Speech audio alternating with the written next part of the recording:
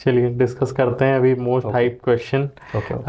Students को सबसे ज़्यादा जानना है कि प्रीलिम्स को कैसे क्वालिफाई किया जाए, क्योंकि आप इस चीज़ के एक्सपर्ट हैं।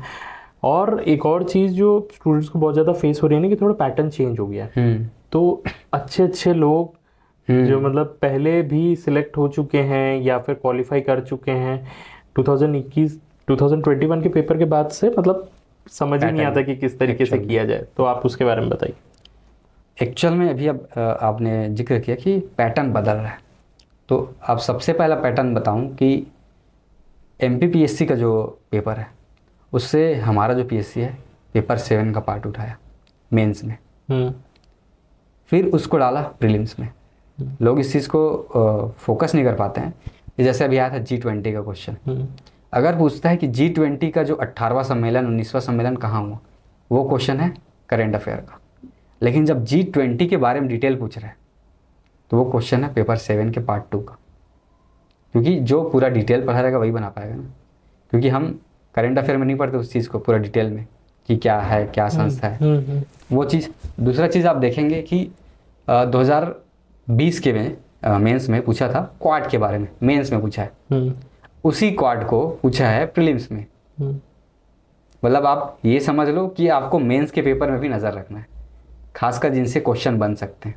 बाकी सब्जेक्ट को हम प्री में पढ़ते हैं, लेकिन कुछ सब्जेक्ट है मेंस में जो है उसको हम नहीं पढ़ते हैं। तो उसको आप क्या करो, मेंस का देखो, हम्म। एटलीस्ट उनको पढ़ लो। और एटलीस्ट जो हाईलाइट है, जैसे अभी G20 काफ़ी हाईलाइटेड है।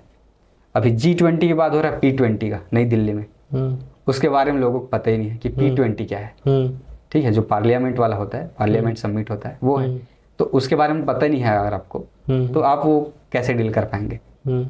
तो वो चीज़ आपको डील करना पड़ेगा, सीखना पड़ेगा एक्चुअल में कि मेंस का जो पेपर है उसको सॉल्व करो। और पेपर 7 का जो पार्ट 1 है, जो अधिनियम वाला सेक्शन है, हम्म। उससे आया था ई गवर्नेंस वाला जो है, इलेक्ट्रॉनिक गवर्नेंस का डायरेक्ट जो है क्या पूछा था, धारा पूछा था, कौन सा धारा। अगर आप देखेंगे तो वो एमपीपीएससी में वो क्वेश्चन पूछ चुका है। हम्म।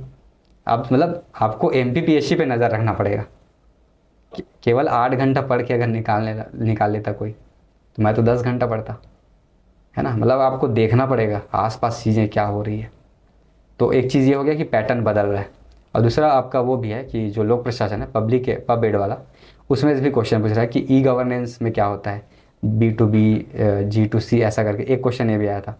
मतलब जो पब एड वाला है सेक्शन, उससे भी आप क्वेश्चन पूछ रहे हैं।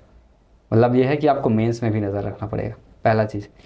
मेंटर्स ज्ञान आप लोगों के लिए लेके आया है फ्री एप्टीट्यूड क्लासेस, जो आपको हेल्प करेगा अलग अलग एग्जामिनेशंस में जहां पर भी एप्टीट्यूड और रीजनिंग आता है।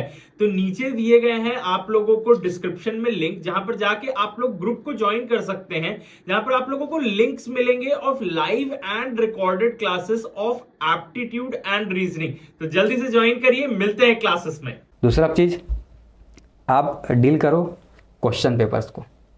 जैसे मेरे को अभी 2023 का प्रीलिम्स देना है, तो 2023 में जो पहले हुआ है प्रीलिम्स के पेपर के पहले पीएससी का पेपर डाउनलोड करो, व्यापम का सब, शिक्षक भर्ती हो, चाहे एसआई का हो, चाहे महिला सुपरवाइज़र का, सबको अगर आप डाउनलोड करके उसको पॉइंट वाइज डील करते जाते हैं, मैं गारंटी दे रहा हूँ 2 से 3 क्वेश्चन आपको प्रीलिम्स पे देखने को मिलेगा ही। क्योंकि मैं जब टेस्ट सीरीज बना रहा था ना, तो मुझे समझ नहीं आ रहा था कि मैं क्वेश्चन कहाँ से दूँ। तब मैं कहाँ जाता था, प्रीवियस पे जाता था कि क्या पैटर्न है, या फिर अदर स्टेट पे जाता था कि मेरे को जैसे हिस्ट्री विस्ट्री का क्वेश्चन लाना है, तो वहाँ पे चला जाता था कि क्या नया चल रहा है, तो उसको अडॉप्ट करता था।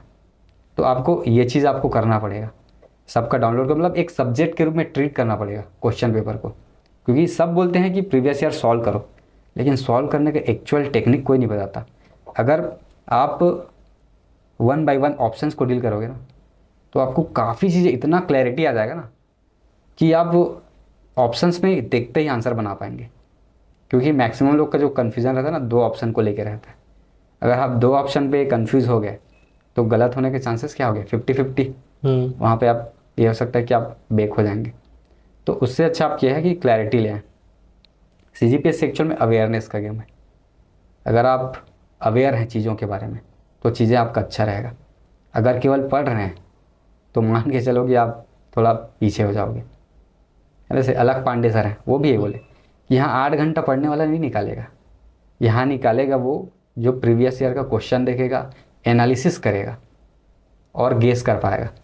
जैसे और ये हो गया दूसरा पॉइंट। तीसरा पॉइंट ये है कि गवर्नमेंट, अभी कई गवर्नमेंट का बुक आता है, जैसे छत्तीसगढ़ी ओलंपिक हो गया, जनजाति प्रतिवेदन। पिछले बार जनजाति प्रतिवेदन आया था, मैं पढ़ के गया था, 2 क्वेश्चन आए थे, मेरे फ़ायदा हुआ ना उस चीज़ का। क्यों? क्योंकि मैं नज़र रखा उस चीज़ पे। और जनजाति प्रतिवेदन इसलिए पढ़ा, मतलब इसलिए मेरे दिमाग में आया कि उससे पहले पीएससी में एक क्वेश्चन जनजाति प्रतिवेदन का पूछ चुका है, तो मैं उसको डील किया, गूगल किया, मेरे को PDF मिल गया। तो जो जनजाति एरिया वाला क्वेश्चन आया था और 2-3 क्वेश्चन था, वो मेरे से बन गया। अब मेरे को कौन रोक सकता है अगर मेरा इतना स्ट्रांग हो गया है? बेसिक तो मेरा क्लियर है ना, बेसिक मैंने क्लियर कर लिया, मैं मेहनत कर रहा हूँ अदर चीज़ों पे। तो एक चीज़ ये भी है कि आप फ़ायदा काफ़ी होता है। और तीसरा चीज़ ये है कि आपको टेस्ट सीरीज़ मस्ट है, टेस्ट सीरीज़ देना ही है। और ऐसा टेस्ट सीरीज़ दो जो वर्तमान पैटर्न पे चल रहा है, क्योंकि कई टेस्ट सीरीज़ खाना पूर्ति करते हैं कि कुछ भी दे दिए, वैसा नहीं दो। अगर आप मेहनत नहीं कर रहे उस चीज़ पे, तो बच्चा आप कैसे इम्प्रूव करेगा, उस पैटर्न को कैसे समझेगा? क्योंकि अगर आप देखेंगे 2020 का जो ACF हुआ था, ACF का जो पैटर्न था 2020 में, सेम 2020 PSC का पैटर्न था। उसमें छत्तीसगढ़ी जनौला मुहावरे पूछा था, इसमें भी पूछा था।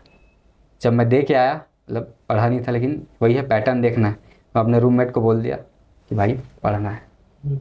वो मेरा रूममेट 2 साल से बाहर रह रहा था, प्रीलिम्स नहीं निकला था उसका, मेरे साथ आ रहा है कि अभी 2 बार सो मेंस दे रहा है। तो ये प्रॉपर आपका सही तरीके में अगर आप कर पाते हैं उस चीज़ को, तो काफ़ी हेल्प होता है।